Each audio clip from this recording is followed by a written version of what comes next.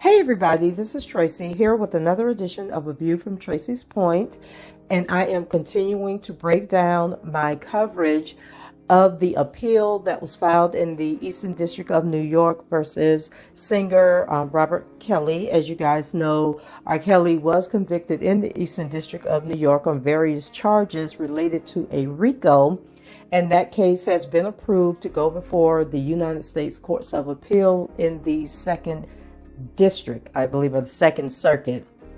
And the oral arguments between R. Kelly's attorney, Jennifer Bonjean, and the Second Circuit will take place on Monday, March 18th, which is tomorrow. And so I had a lot of videos that I did where I actually read the appeal, and now I am going to try and break it down into smaller segments to make it more digestible, because those videos were very long. And so this is the next video in the series. We are moving on to the section of the appeal where Jennifer Bonjean is arguing that a RICO cannot consist of one person. And so she's arguing that where the Eastern District of New York failed in filing this RICO is that they only have one person, and that one person cannot be the enterprise and the individual that they have on trial. And so this is the first video on this part of the appeal, which is, I believe it was broken up into 4 parts, and this is part 2 that we're going to begin today. And I believe that this portion of the appeal is going to be broken down into about 4 different videos, and so I'll be posting those videos today, and expect about an hour and a half break in between each one of those videos. Okay, so let's go ahead and get started.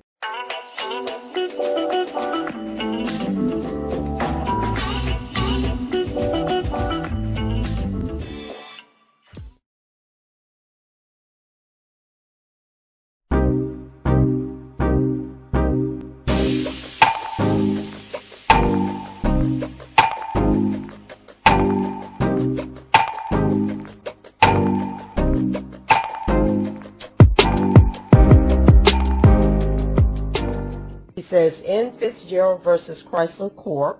and 116 F3D 225, 226-27, which was a case, and I'm not going to read all of that.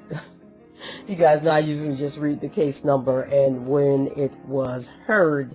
And so Fitzgerald versus Chrysler Corp. was heard in the 7th Circuit in 1997. Chief Judge Posner cautioned that where a statute is broadly worded in order to prevent loopholes from being drilled in it by ingenious lawyers, there is a danger of it being applied to situations absurdly remote from the concerns of the statute's framer. Such is the case here, where the government misused both the Racketeer Influence and Corrupt Organization statute, known as a RICO, and the Mann Act in a manner never previously conceived or carried out.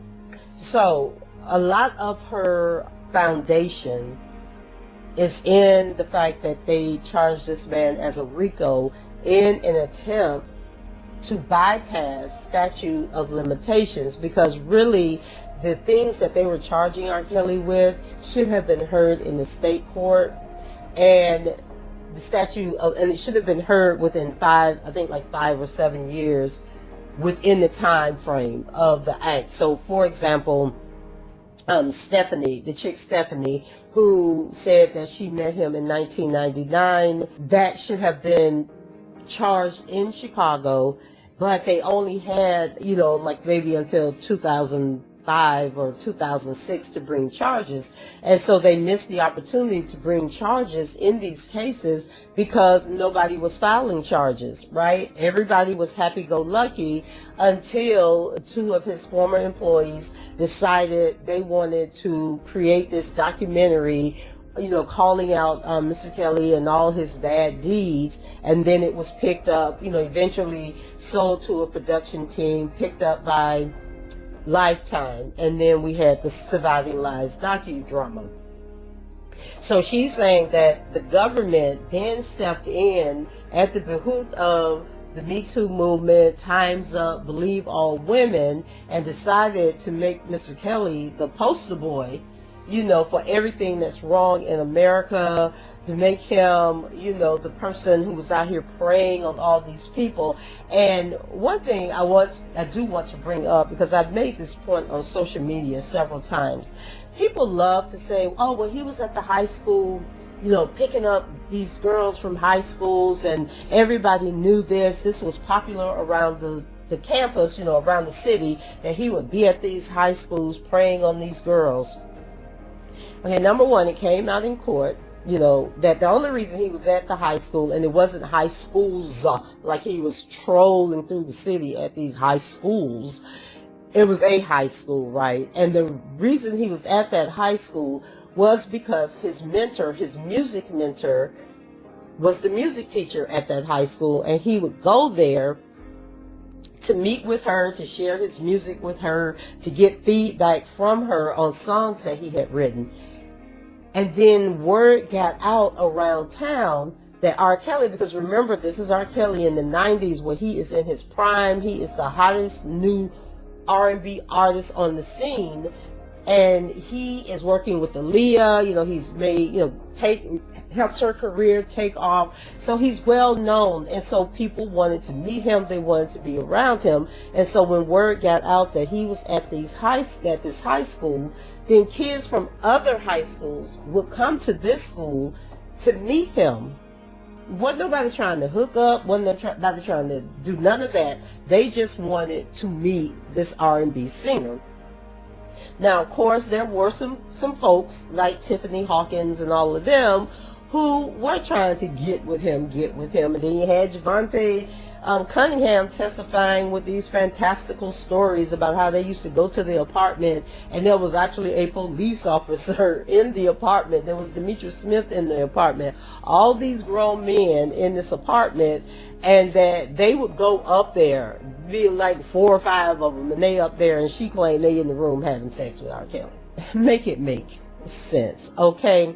So the point I want to make here before we move on is you have all these stories about, oh, he was doing this at the high school, he was doing that at the high school, but not one person that was a alleged victim in any of these cases that he faced were from the high school that he was supposedly at picking up people.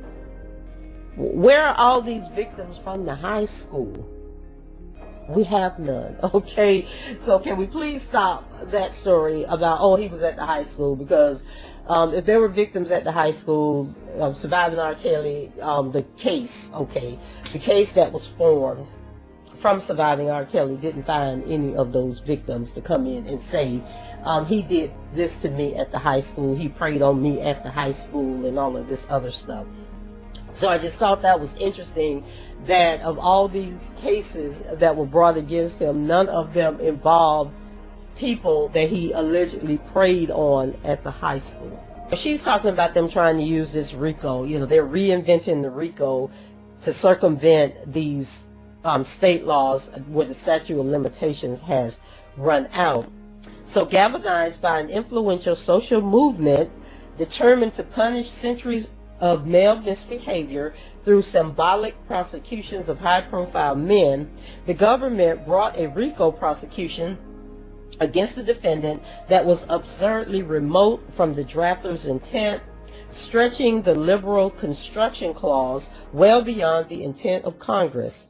The government constructed a RICO theory designed not to effectuate the purpose of the RICO statute, but to prosecute the defendant for alleged misdeeds going back decades without pesky statutes of limitations obstacles. In the end, the government failed to prove the offense of racketeering where evidence of a RICO enterprise was non-existent. The government's evidence failed to show a collective of individuals who shared any common purpose other than to promote defendant's music. At best, the government demonstrated that the defendant used unwitting, low-level employees. Okay, guys, that's it for this segment. I'll be back in about an hour, as promised, with part 2, where Jennifer Bunjean is talking about this RICO case that really isn't a RICO. So in the meantime, Go ahead, rate the video, subscribe to the channel if you haven't done so already, and leave your comments.